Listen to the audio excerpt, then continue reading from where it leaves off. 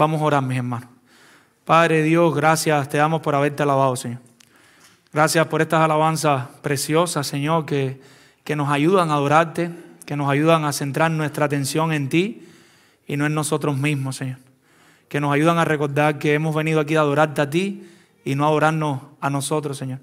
Estamos aquí para alabarte, estamos aquí para darte de lo mucho que tú nos das.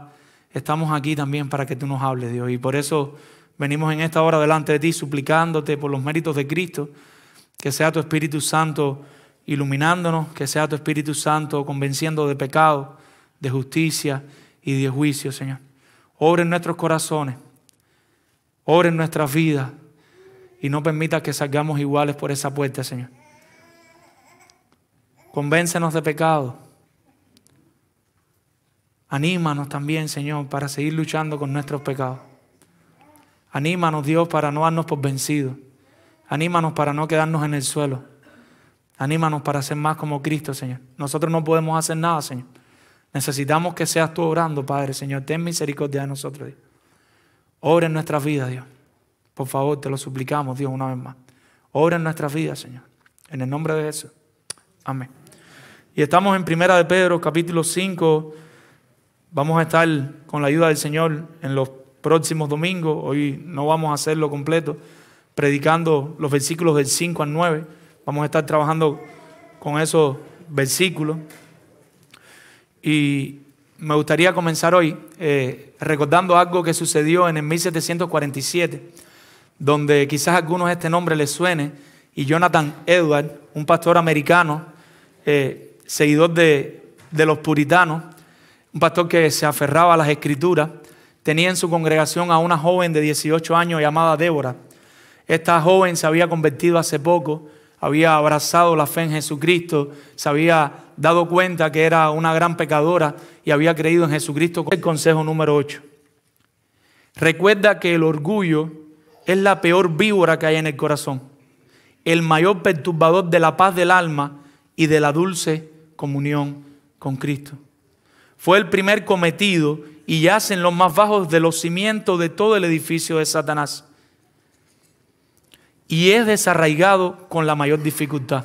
Qué difícil es quitar el orgullo. Y es el más oculto, secreto y engañoso de todos los deseos. Y a menudo se arrastra sigilosamente en medio de la religión, incluso a veces bajo el disfraz de la misma humildad. Amados hermanos, el orgullo es un pecado engañoso, destructivo y difícil de vencer. Pero ¿saben qué es lo más interesante del orgullo? Que todos los que aquí estamos presentes, en una medida u otra, siempre vamos a pecar de orgullo.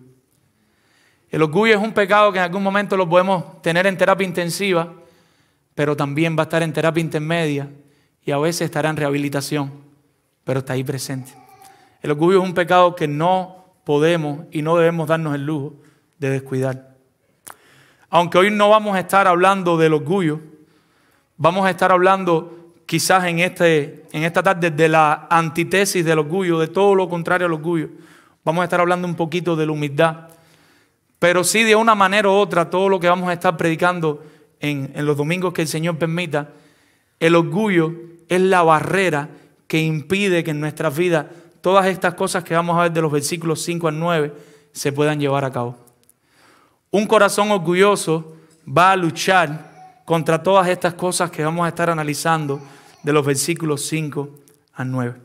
Hemos puesto por título a este sermón, a este mensaje, la consistencia de lo necesario. La consistencia de lo necesario.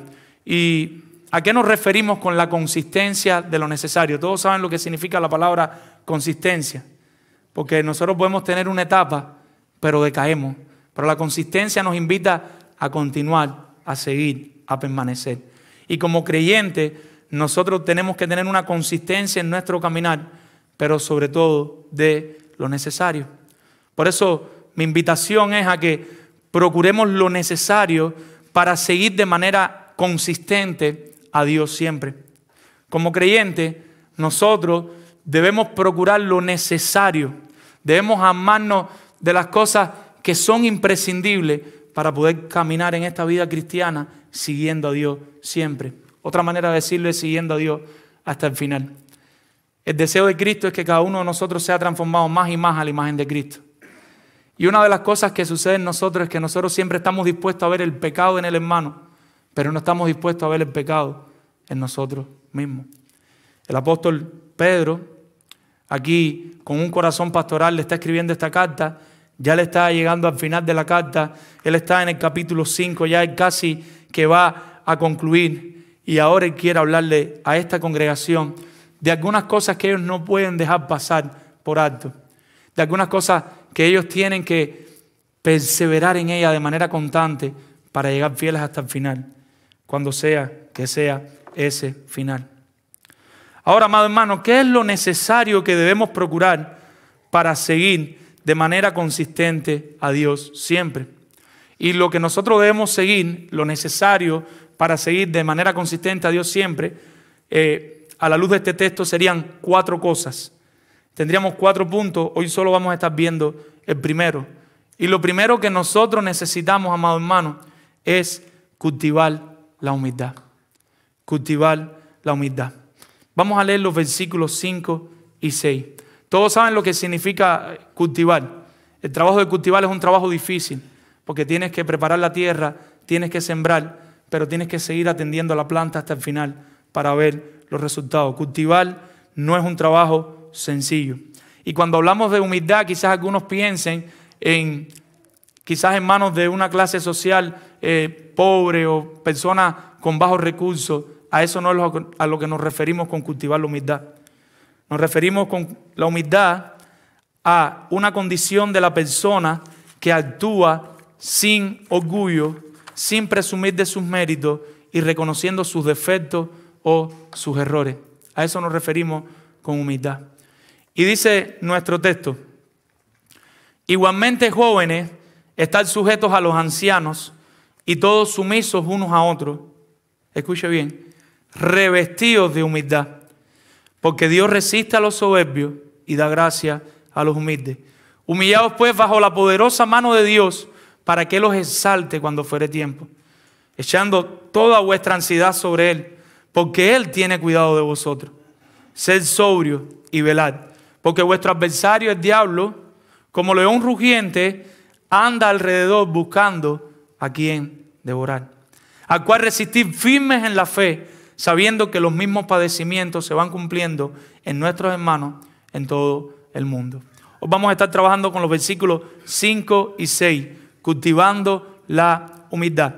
Nosotros vimos en los versículos del 1 al 4, en el capítulo 5, que un anciano, ningún pastor, debe creer que es el jefe del rebaño. Ningún anciano debe sentirse que él es el dueño, que él es el mandamás del rebaño, sino que más bien ha de andar buscando la manera de proveerle un ejemplo al rebaño con su vida, de proveerle un ejemplo a los creyentes de cómo se vive una vida de piedad. Advertíamos que eso no significa que el rebaño no debe seguir el liderazgo de los pastores, que los pastores deben cuidarse de no ser unos jefes dictatoriales. No significa que el rebaño no debe obedecer y seguir a sus pastores. Ahora, en estos versículos, Pedro les va a dejar claro y trae a la luz el elemento fundamental para que esto sea posible. Sabiendo esto y sabiendo que él no quiere que los pastores se enseñoreen del rebaño, pero que al mismo tiempo él quiere que el rebaño sí se someta a los pastores, entonces ahora Pedro llega al corazón, a la médula, al meollo de esta situación. ¿Y cuál es el elemento que necesitan estos hermanos? La humildad. Todos ellos necesitaban la humildad. ¿Y qué hace Pedro? Pedro va a traer 2 ejemplos que nos ayudan a ver claro la humildad de manera práctica en la iglesia. En el primer ejemplo, ¿qué es lo que él hace? Él nos muestra a un grupo que debe tener humildad sujetándose a otro grupo. Vayamos a la Biblia, versículo 5. Y dice: igualmente, jóvenes, un grupo, estad sujetos a los ancianos. Un grupo que debe someterse a otro grupo. ¿Qué necesita ese grupo para someterse al otro? Humildad. Necesita humildad.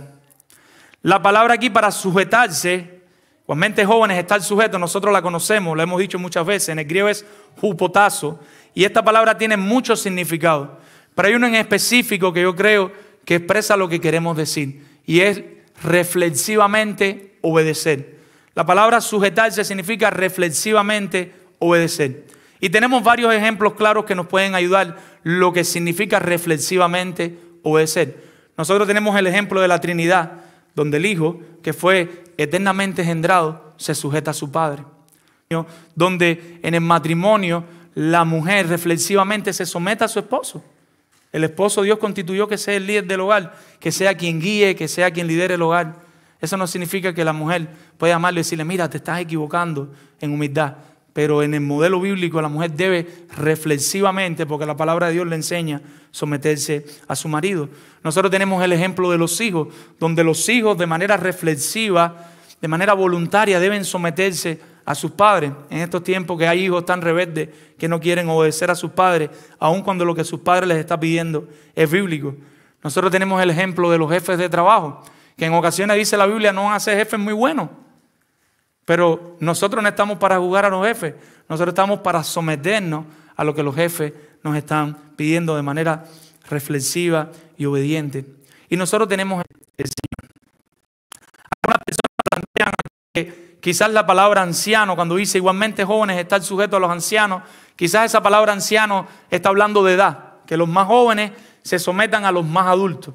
Pero no creemos que ese es el significado bíblico, porque en el versículo del 1 al 4 él está hablando de ancianos como pastores, no está hablando de ancianos de edad, y para eso utiliza la palabra igualmente. Y cada vez que él utiliza esa palabra a sí mismo, igualmente en la carta, la utiliza para unir un párrafo con el que estaba a continuación. Por lo tanto, la palabra anciano aquí se refiere a los pastores. Igualmente, jóvenes, sujétense reflexivamente a los pastores de la iglesia. Nuestro segundo problema, entonces, si esos son los ancianos, son los pastores, entonces, ¿quiénes son los jóvenes? Una pregunta natural que se hacen muchas personas y varios teólogos tienen diferentes respuestas. ¿Quiénes son los jóvenes? ¿Quiénes son estos jóvenes? Algunos argumentan que estos jóvenes se refiere a las personas menores de 30 años, personas jóvenes de edad. Ustedes saben que los jóvenes son caprichosos, no sé si ustedes fueron jóvenes, quizás algunos no se acuerdan.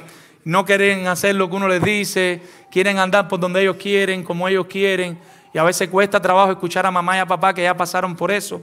Entonces algunos argumentan, bueno, jóvenes aquí, quizás son a los jóvenes menores de 30 años que los ancianos. Pedro le está recordando, jóvenes, por favor, sujétense, sujétense a sus ancianos.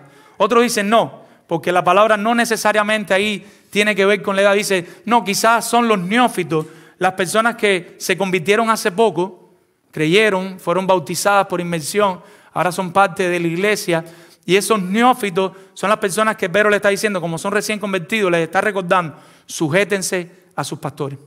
Otro grupo dice, no, esos jóvenes que están ahí se refiere a los diáconos de la iglesia, personas que trabajan cerca del cuerpo pastoral, pero que no tienen autoridad, y deben recordar que ellos simplemente son siervos, por lo tanto ellos deben someterse a sus pastores.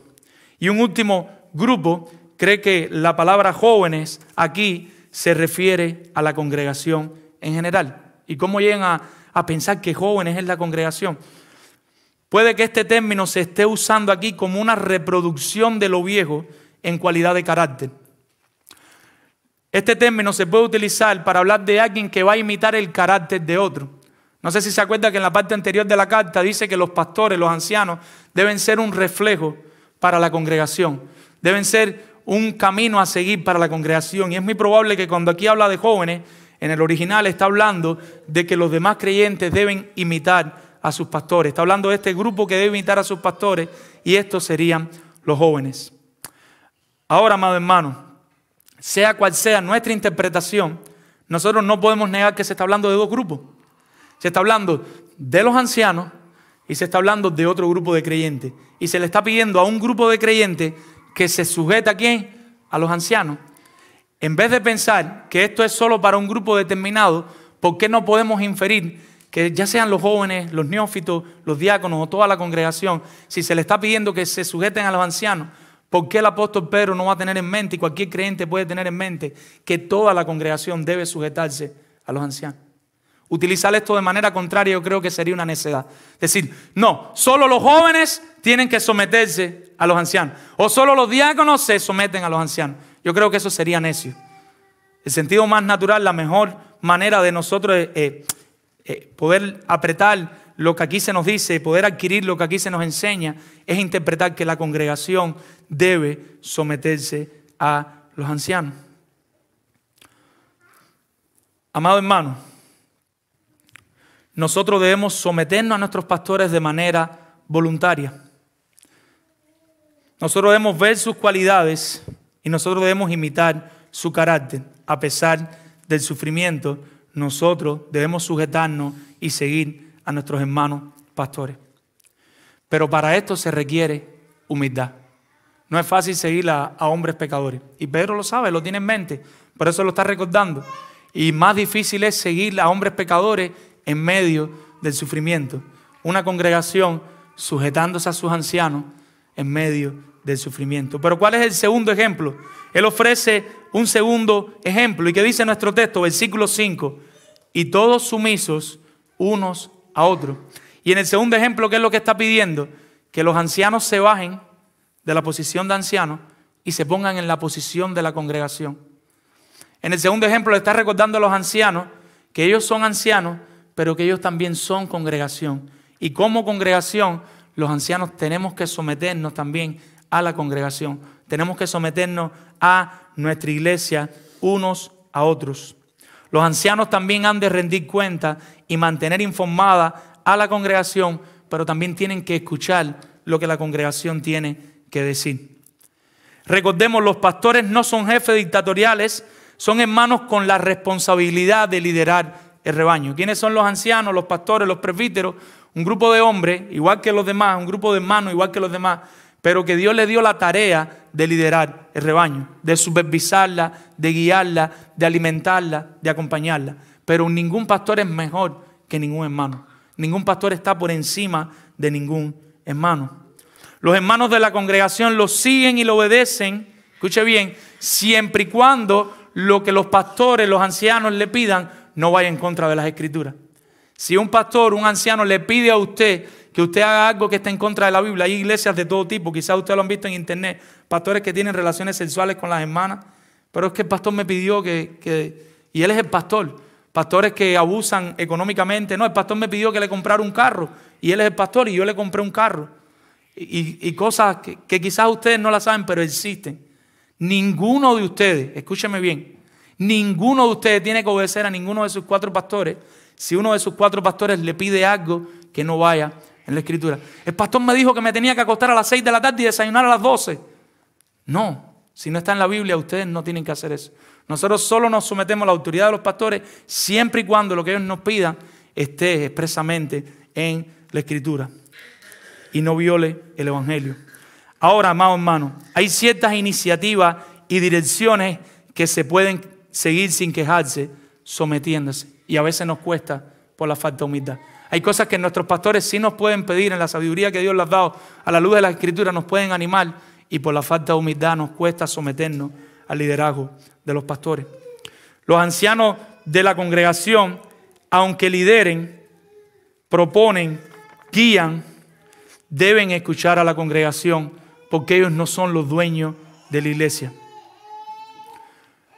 Aun cuando los pastores están llamados a liderar la iglesia, los pastores no son los dueños de la iglesia. Los pastores deben guiar, deben tener una visión, deben soñar, deben ir dirigiendo a la congregación, guiarlos a pasto seguro. Esa es la tarea que el Señor les ha dado. Pero ellos no son los dueños de la iglesia. Ellos tienen que contar con la congregación y escuchar lo que la congregación les tiene que decir. Un poquito más adelante vamos a aclarar más esto. Los ancianos se someten a la congregación. Cuando los ancianos pasan a la reunión de la congregación, los ancianos tienen un solo voto, no tienen 2 ni 3. A la hora de votar, de tomar una decisión, el anciano tiene un solo voto. El voto del anciano no vale 3 puntos o 4 puntos, vale un solo punto. Antes de llegar a la congregación, el anciano está proponiendo, está guiando, está diciendo, pero al llegar a la reunión, en ese momento el anciano tiene un solo voto. Veamos algunos ejemplos de lo que quiero decirle a la luz de este texto, a la luz de la Biblia. Cuando nosotros vamos a Mateo 18, del 15 al 17, ¿qué es lo que pasa? ¿Cómo debe llevarse a la iglesia? Los ancianos se someten a lo que la congregación decida. Los ancianos se someten a lo que la congregación determine en Mateo 18, del 15 al 17. Cuando nosotros vamos a la Biblia en temas de doctrina, ¿qué es lo que sucede? La congregación debe estar pendiente de lo que se predica. No sé si recuerdan en Gálatas 1, del 6 al 9, cuando el apóstol Pablo le dice a la congregación, ¿qué es lo que le dice? Que juzgue a los predicadores, y si alguien predica otro evangelio diferente, la congregación ha de moverse para que el falso maestro no siga enseñando y debe a la persona que tenía relaciones ilícitas. Él se estaba acostando con la mujer de su papá, se estaba acostando con su madrastra. ¿Y qué es lo que hace el apóstol Pablo? ¿Qué dice? ¿Qué le pide Pablo? Los ancianos juzguen a esa persona y sáquenla de la iglesia. No. Lo que le pide Pablo es que todos se reúnan juntos como una congregación y atiendan este pecado. O sea, hay un asunto de pecado y él no le echa la culpa solo a los pastores. Dice, toda la congregación debe encargarse de esta situación. Y cuando lleguemos a la congregación, ¿qué poder tiene el pastor? El mismo poder de la congregación. Yo lo que quiero es que les quede, lo que estamos hablando, que les quede claro en cada situación. Hay un momento en que el anciano lidera, hay un momento en que el anciano también se tiene que someter. Un poquito más adelante, en el caso de la membresía de la iglesia, 2 Corintios, capítulo 2, lo anotan, lo pueden leer en la casa, no tendríamos tiempo de verlo todo, versículos del 6 al 8. Pablo le pide a la congregación ahora que restaure a una persona que estaba en pecado. Pero no se lo pide a los pastores, sino que le dice a la congregación, restauren a esta persona que está en pecado. Algunos comentan que quizás sea el mismo que se acostó con la madrastra, que ahora se ha arrepentido, pero no lo sabemos. Este es un claro ejemplo de un liderazgo y una iglesia, una congregación trabajando junto con sus ancianos. Un líder o un liderazgo proponiendo, una congregación valorando, discerniendo y decidiendo. ¿Qué es lo que le quiero decir a la luz de este texto de parte del Señor? Igualmente, jóvenes, estar sujetos a los ancianos. La congregación debe dejarse liderar, guiar por los pastores de la iglesia, porque esa es la tarea que el Señor les dio a ellos y debemos confiar en nuestros pastores. Debemos estar pendientes de lo que Dios le dice, siempre y cuando lo que nos pidan no sea una locura o una herejía o algo que vaya en contra de la Biblia. Pero también hay un punto donde los pastores también se someten a la congregación, donde los pastores no están por encima de la congregación. Ahora, mis hermanos, ojo, si bien la congregación tiene el derecho bíblico de tomar todas estas medidas y de decidir todas estas cosas, la congregación también puede equivocarse. Hay una ocasión con el mismo pastor que estamos introduciendo, Jonathan Edwards, que por querer ser bíblico, por querer hacer algo bíblico, su iglesia lo despidió. Y tenemos que ser cuidadosos, porque si bien la iglesia tiene el poder para, como congregación, tomar ciertas decisiones, tenemos que siempre velar porque sean bíblicas y sean nacidas de un corazón genuino. Ahora, toda esta sujeción, todo este sometimiento, ¿qué requiere? Humildad. Pedro utiliza esta figura de la humildad. Regresamos al texto y dice, revestíos de humildad. Que encima de tu ropa tú te pongas otra ropa más, que se llama la ropa de la humildad. Para que estas sujeciones ocurran, tanto la congregación como los ancianos tienen que revestirse de humildad. El ejemplo aquí es como un delantal. No sé si saben lo que es un delantal que se ponen en la cocina. También se lo ponían los herreros, pero también se ponían los esclavos para lavarle los pies a las personas que entraban a la casa. Y sé que algunos ya tienen una imagen en la mente. No sé si recuerdan a nuestro Señor Jesucristo cuando estaba allí con los discípulos, no como ahora con tenis, con zapatos, sino con los pies bien sucios, quizás hasta con mal olor de días y días sin lavarse los pies. Y nuestro Señor Jesucristo cogió el lebrillo y cogió el delantal y se revistió de humildad, haciéndose como un esclavo para lavarle los pies a todas las personas. Es muy probable que Pedro en su mente tenga este ejemplo bien claro. Es muy probable que Pedro sepa de qué se está hablando. Pedro sabe que en medio del sufrimiento, tanto los ancianos como la congregación debían llenarse, rebosar de toda humildad para continuar con el ministerio de la iglesia. Para continuar con el ministerio de la iglesia, alguien tiene que liderar y alguien tiene que seguir el liderazgo. No hay otra forma de hacerlo. Si la congregación quiere mandar en los pastores, quiere guiar a los pastores, quiere que los pastores hagan todo lo que hagan, no funciona. Si en la congregación todos son líderes, todo es el que guía, todo el mundo es el que dice, todo el mundo es el que propone, entonces en enero vamos para allá, pero en febrero vamos para allá. Ay, pero la hermanita Marisa me dijo en marzo que para allá no, para acá. No sé si le viene a la mente la idea. Tiene que haber un liderazgo de ancianos, tiene que haber una congregación que se deje dirigir por esos ancianos en humildad, pero tiene que haber unos ancianos que una vez que informan a la congregación se sientan como uno al lado de ella y también están dispuestos a saber qué dice la congregación en general y qué deben hacer. Los que fueran a liderar tenían que ser también humildes para escuchar a su congregación, para pensar qué es lo mejor para ellos y para escuchar lo que ésta les tenga que decir. Pastores piadosos no solo van a estar pensando en ellos mismos, sino que van a estar pensando en los hermanos. ¿Qué es lo mejor para el avance del reino? ¿Qué es lo mejor para mis hermanos? Yo solo no estoy pensando qué es lo mejor para mí, sino qué es lo mejor para la congregación. Cuando digo yo, es todos los pastores de todo el mundo mundial. Mi hermano, ¿cuál es la única manera en que los ancianos no tienen más alto concepto de sí mismos que el que deban tener y se conviertan en dictadores? ¿Cuál es la única manera? Humildad. No hay otra manera de tener ancianos que no se eleven en su mente y en su ego, si no son ancianos que están cultivando la humildad. Ahora, ¿cuál es la única manera en la que los miembros de la iglesia, antes que se me queden dormidos, se sujeten a sus pastores aún en medio del sufrimiento? ¿Cuál es? Humildad, humildad. Y la pregunta clave que quizás algunos se estén haciendo ya es, ¿cómo funciona la humildad bíblica? ¿Cómo funciona la humildad? ¿Tocamos un botoncito y aparece la humildad? ¿Cómo funciona la humildad? Y la única manera de cultivar la humildad dentro de nosotros es recordarnos el Evangelio para poder empezar a ver a los hermanos como superiores a nosotros mismos. La humildad no funciona tú comparándote con otro, quién es mejor, quién es peor. La humildad no funciona pensando en el otro. La humildad es interna. La humildad la cultivas tú dentro de tu corazón.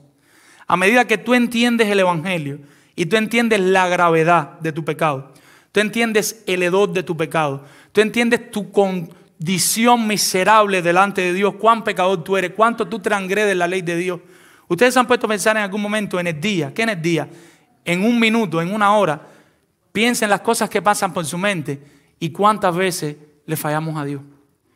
Intente coger un papelito y escribir las cosas supuestamente buenas, porque aún quizás hasta las más buenas están dañadas por nuestro pecado. Nosotros hacemos en el día, y anote también en otro papelito las malas y los malos pensamientos que vienen a nuestra vida y saque la cuenta después cuál tiene una mayor cantidad de cosas.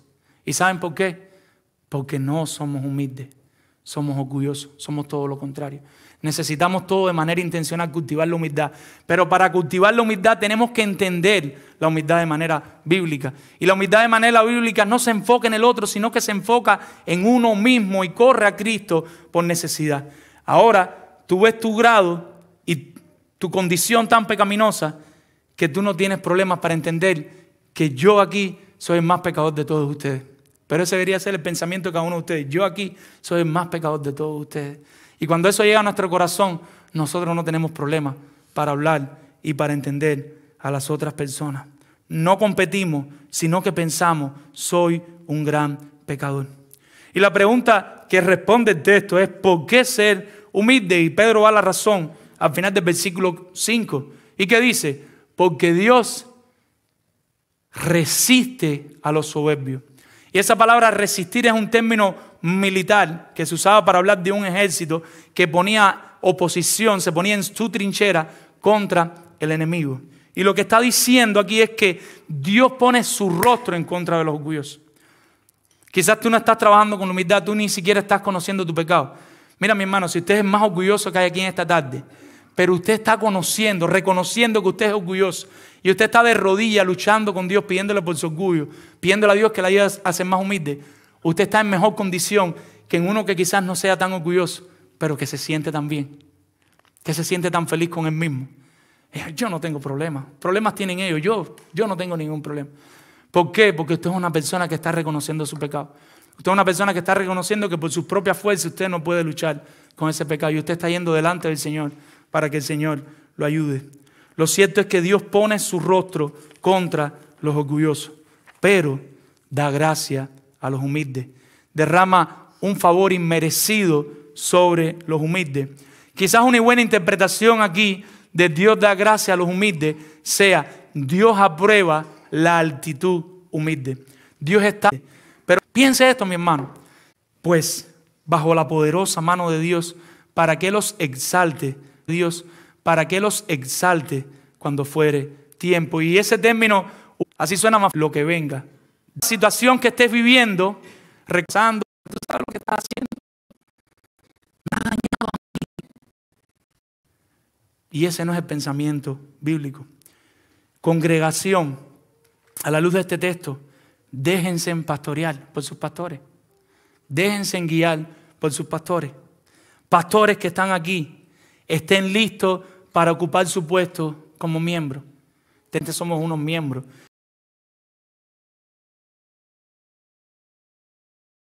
De la autohumillación.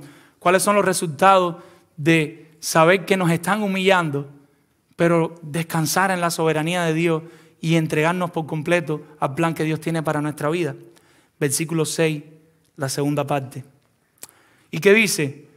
Para que Él os exalte cuando fuere tiempo.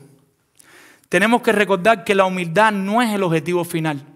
La humildad no es nuestra idolatría, porque nos podemos volver idólatras tratando de ser humildes. Y esto puede sonar extraño.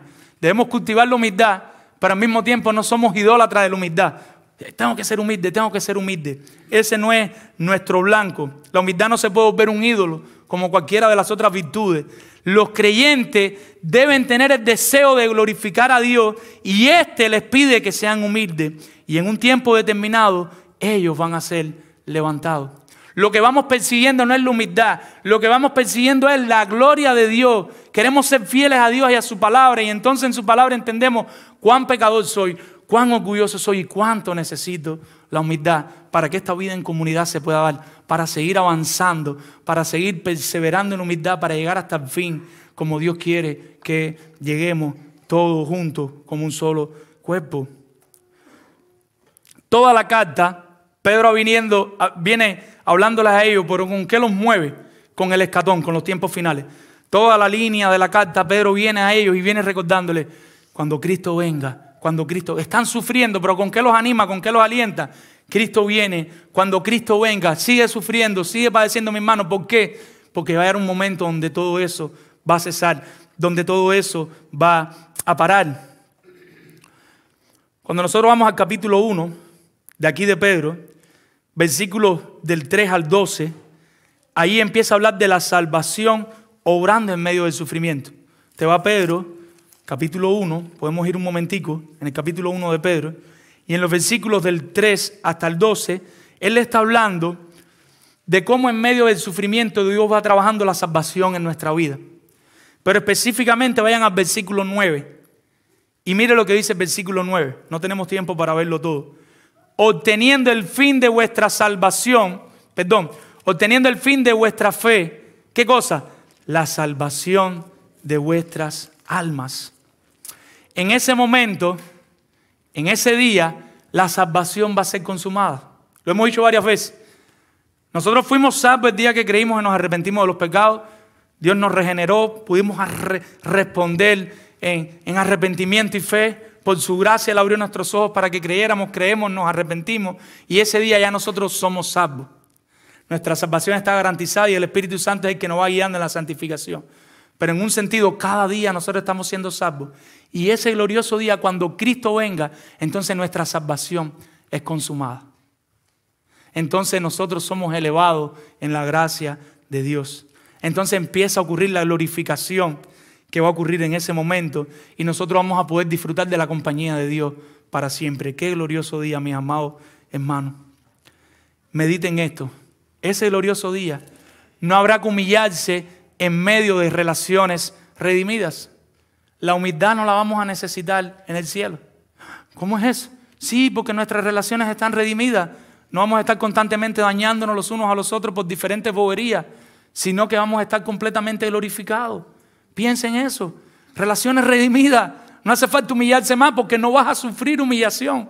No vas a tener que doblegarte, no vas a tener que poner tu rostro al suelo ante cualquier injusticia, ante cualquier cosa que te hagan. Eso solamente no sería un motivo suficiente por querer llegar ya a la presencia del Señor, mis hermanos. Piensen en esto, mis hermanos. No hay duda de las personas, hay confianza. Ya las personas no van a desconfiar más de ti. Ya he leído en varios autores, y estoy convencido de esto. La confianza no se gana. A nosotros nos enseñaron, la confianza se gana. Y sí, hay un sentido en que uno debe hacer y que las personas vayan confiando. Pero en realidad la confianza se otorga. La confianza es un paso de fe donde en relaciones redimidas tú decides confiar en la otra persona. Y les puedo traer el ejemplo más triste. Cuando un hombre traiciona a la mujer o una mujer traiciona a un hombre y uno entiende por la palabra de Dios que no debe divorciarse, la persona se arrepiente y tú prosigues la relación. ¿Bajo qué término tú lo haces? Descansando en esa confianza futura. Porque si tú estás constantemente, pero tú me fallaste hace 3 meses, pero tú me fallaste, las cosas no van a funcionar. La confianza no se gana, la confianza se otorga. Y en ese momento, mis hermanos, va a haber una confianza completa. Tú confiando en tu jefe, tú confiando, bueno, si está el jefe en el cielo y se salvó milagrosamente, hay muchos jefes que se van para el infierno. Tú confiando en tu esposa y tú confiando en las diferentes cosas. Imagínense qué glorioso día. Tus hijos confiando en ti, tú confiando en tus hijos. Estoy tratando de extrapolarme un poquito, no se me pongan tan difíciles. No hay rencor, hay perdón. No hay celos, hay paz. Imagínense una vida en paz. ¿Cuántos de ustedes no tienen paz y de pronto abren su teléfono y ven un mensaje y el corazón empieza todo lo mismo? Yo tenía una paz. ¿Quién inventó WhatsApp? Inventó los celulares, caballero. Y hubiera querido que nos hubiéramos seguido llamando por oye. Mis hermanos, no hay orgullo, hay humildad. Cuando Cristo venga, cuando nosotros seamos completamente glorificados, se acabó el orgullo, mis hermanos. Ahí es donde se va a derramar la verdadera humildad. ¿Cuántos pueden decir gloria a Dios? El Nuevo Comentario Americano dice de este texto, cuando los creyentes, por eso le hacía el énfasis en el principio, de cómo funciona la humildad. Entiendan esto. Cuando los creyentes reconocen que son criaturas y pecadores, son menos propensos a ser ofendidos por otros. Cuando tú reconoces tu pecado, tú no te ofendes tan fácilmente. Porque tú no mereces nada, ya tú lo estás entendiendo. ¿Qué tú mereces? El infierno. Ábrete tierra y trágame tierra. Yo soy un vil pecador. Pero mi esposa me ofendió, tú no le entiendes la pena que me hizo pasar. Perdónala. ¿Por qué? Porque tú eres un gran pecador. Son menos propensos a ser ofendidos por otros. La humildad es el aceite que permite que las relaciones en la iglesia funcionen sin problemas y con amor. Si no hay humildad, nunca va a haber una buena relación ni de los ancianos para la congregación, ni de la congregación a los ancianos. Estoy tratando de ser fiel al texto. Podemos aplicarlo en toda situación, pero estoy tratando de ser fiel a la manera en que Pedro lo está aplicando y lo está trayendo aquí.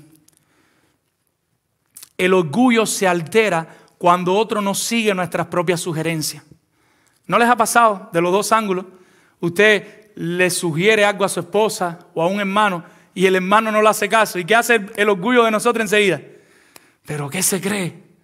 Si yo sí sé cómo se hace, yo sé la manera de verdad, yo he estudiado, yo llevo tantos años estudiando teología, tantos años estudiando predicación, tantos años. ¿Qué se cree esta persona? Le estoy diciendo cómo se hace y no me hace caso. ¿Quién está respondiendo ahí? El orgullo.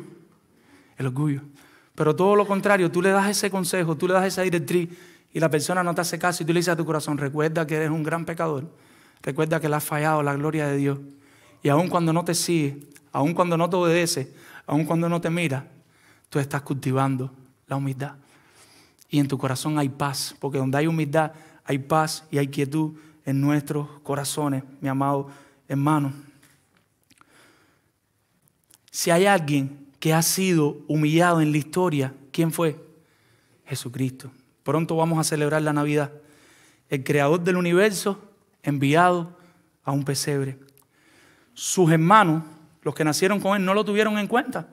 Al principio sus propios hermanos no le creían que él era el Mesías. Sus vecinos lo tuvieron por nada. Recuerdan, nadie es profeta en su propia tierra. Cuando fue al barrio de él a hacer los milagros, aquello parecía una locura, nadie le creía. En el mismo barrio donde lo vieron. Una de las personas en que invirtió 3 años de su vida lo traicionó. Su pueblo no lo quiso reconocer. Pensaban que tenía demonios. El pueblo donde él nació, el que vino a salvarle, el que vino a proclamarle las buenas nuevas, decía: demonio tiene.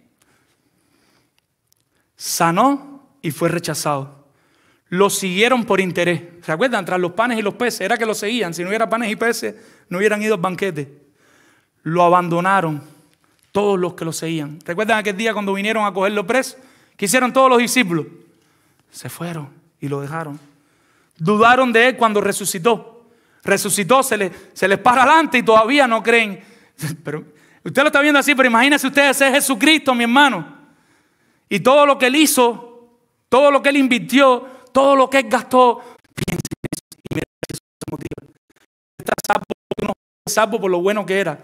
Fue santificación, tú estabas peor que lo que estás ahora. Ya has sudado gotas de sangre, has sudado hasta la aflicción. ¿Hasta dónde estás luchando para que podamos seguir caminando juntos como iglesia? ¿Y hasta dónde estás luchando para seguir caminando en cualquiera de las relaciones de tu vida? Hasta el final. ¿Hasta dónde estás poniendo la gotica de arena más que puedes poner? La milla más que puedes caminar y correr para que Dios siga haciendo la obra en nosotros y en los demás. Y la invitación es activa hoy para la gloria de Dios. La gloria es al Señor, pero la invitación es activa. Ahora, me voy a ir un poquito del texto, pero con el mismo sentido. Con el mismo sentido de lo que hemos visto, ya lo aplicamos. La relación aquí, la humildad aquí es ancianos, congregación. Los ancianos, ¿qué deben hacer hoy? A partir de hoy, la congregación se somete, por la gracia de Dios, saliendo por esa puerta. Pastores, pastoreennos. Queremos que nos pastoreen. Esa es la congregación. ¿Qué hacen los ancianos? Cuando llega un momento determinado, ellos saben que también son uno más en la congregación. Ellos no son las super personas. Y si la congregación dice, no, los pastores dicen, vamos a comprar, voy a coger a Luis Carlos, una batería de pedales y no sé qué. Y la congregación dice, pastores, no creemos que es sabio. ¿Qué deben hacer los pastores? Escuchar. Y en ese momento que tienen los pastores, un voto. Pero la misma verdad espiritual haríamos muy poco bien si no la aprovechamos al máximo. Y yo quiero que ustedes piensen, mis hermanos, y apliquemos estas verdades que hemos aprendido hoy a todas las áreas de nuestra vida. Y me atrevo a hacer esto. ¿Hasta dónde estás cultivando la humildad en tu matrimonio? ¿Eres tú el centro de tu matrimonio? ¿Eres tú la persona más importante? ¿Tu esposa no te puede decir nada? ¿O tu esposo no te puede decir nada? Porque tú sientes que se te caen tus pétalos y te están dañando tu hermosa imagen. Estoy tratando de ser jocoso, pero con toda la seriedad posible. Piense, mi hermano, si está cultivando la humildad en su matrimonio. Piense cómo está cultivando la humildad con sus hijos, en las relaciones redimidas con sus hijos. Hijos, padres, hijos. Tus padres no te pueden decir nada o tus hijos no te pueden decir nada. ¿Cómo está cultivando esta relación en tu trabajo? ¿Cómo están tus relaciones cuando tu jefe te trata mal? Que el jefe no debe tratarte mal, pero cuando te trata mal, ¿qué hay en tu corazón? ¿Orgullo o humildad? ¿Cómo está tu corazón y tus relaciones en la iglesia? ¿Qué hay en la iglesia cuando algo no sale como tú quieres? ¿Orgullo o humildad? Termino con esta frase de John Stott con respecto al orgullo. En cada etapa de nuestro desarrollo como cristianos y en cada esfera de nuestro discipulado cristiano, el orgullo, escuche bien, es nuestro más grande enemigo y la humildad es nuestra más grande amiga. Vamos a orar. Padre, Señor, en esta hora te agradecemos por tu palabra, Señor. Te agradecemos por tu bondad. Te agradecemos porque tú estás al control de nuestras vidas, Señor. Una vez más te pedimos que no nos dejes salir iguales a como estábamos por esa puerta. Sigue obrando, Dios, en nuestros corazones. Sigue obrando en la iglesia, Señor. Ayúdanos a sostener un liderazgo bíblico de los ancianos hacia la iglesia. Ayúdanos a tener una congregación bíblica que está dispuesta en humildad a someterse a sus pastores, a escucharle, a ver lo que traen, los planes, las propuestas, las ideas que ellos están buscando para la gloria de Dios. Pero también darnos pastores humildes que puedan escuchar a la congregación ver qué ellos piensan, qué es lo mejor para ellos y estar dispuesto también que en ocasiones haya cosas que no se aprueben, Señor. Padre, yo te pido por los corazones arrogantes que hay aquí hoy todavía, corazones orgullosos, corazones llenos de pecado como un día estaban los de nosotros, que no te han conocido. Yo te pido que tú seas obrando en ellos el milagro de salvación. Ábrele los ojos, Dios, para que vean cuán orgullosos son dándote la espalda a ti, Señor. Ábrele los ojos para que vean cuán arrogantes son caminando sus vidas a su manera y no como dice tu palabra. Y ponles arrepentimiento y fe en su corazón para que ellos te sigan por la eternidad, Señor. Sé con nosotros, Dios. Ponnos una inquietud, Señor. Aun cuando fallemos, aun cuando no soportemos la ofensa, aun cuando respondamos para atrás de la manera que no debemos, Señor. Pero enciende ese chip, ese clip de que te estamos fallando y llévanos de rodillas delante de ti a suplicarte que hagas la obra que solo tú puedes hacer en nuestros corazones para tu gloria y para tu honra, Señor. Descansamos en ti, Señor. Descansamos en tu poder para esta obra necesaria en cada uno de los que está aquí hoy, Señor. En esta obra necesaria para esta congregación, Padre. Padre, yo te pido, Señor, no puedo dejar de hacerlo por cada uno de los matrimonios aquí reunidos, Señor. Darles la humildad suficiente para llegar a la meta, para llegar al final, buscando tu gloria, Señor. Poniendo al otro por el pecado de uno, por encima de uno mismo, Señor. Ayúdanos a ver eso con claridad. Asimismo, a nuestros hijos, Señor, que a veces son rebeldes y no nos quieren obedecer en cosas bíblicas que le estamos pidiendo. Ábrele el corazón a nuestros hijos, Señor, para que vean su orgullo, Señor. Y así en cada una de nuestras relaciones, Dios. Padre, Señor, obra, Padre, cuando no quiero terminar de orar porque no quiero terminar de clamarte y no quiero que nadie se vaya de aquí hoy, Señor. Ese es mi anhelo, sin entender esta verdad y sin por lo menos caer de rodillas hoy en la casa, reconociendo el pecado propio de uno, no pensando tanto en el otro, sino en el de uno, Señor. Y pidiéndote, rogándote, Señor, que obres en nuestros corazones, Dios, para tu gloria, Señor. Una vez más, Padre, perdónanos por los méritos de Cristo. Perdónanos por los méritos de Jesús, Señor. En el nombre de Jesús. Amén. El Señor le bendiga.